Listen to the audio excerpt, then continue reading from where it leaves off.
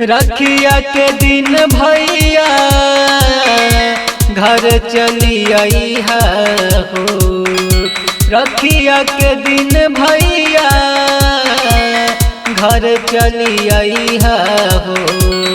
अपना बहिनिया से राखी बंधवैया हो। अपना बहिनिया से राखी बंधवैया हो। सीमा पर से छुट्टी लेके घर चली आई हो। बॉर्डर पर से छुट्टी लेके घर चली आई हो। अपना बहिनिया से राखी बंधवैया हो।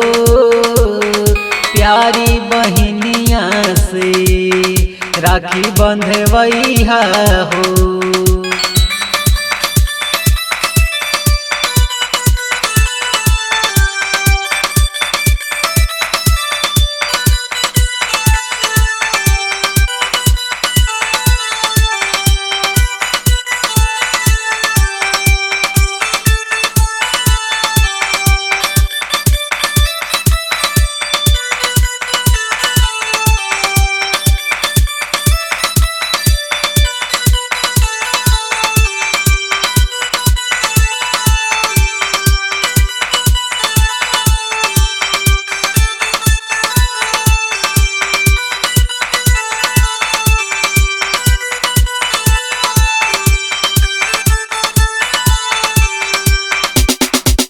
बैठ के दुआरिया पर रहिया निहारी हो।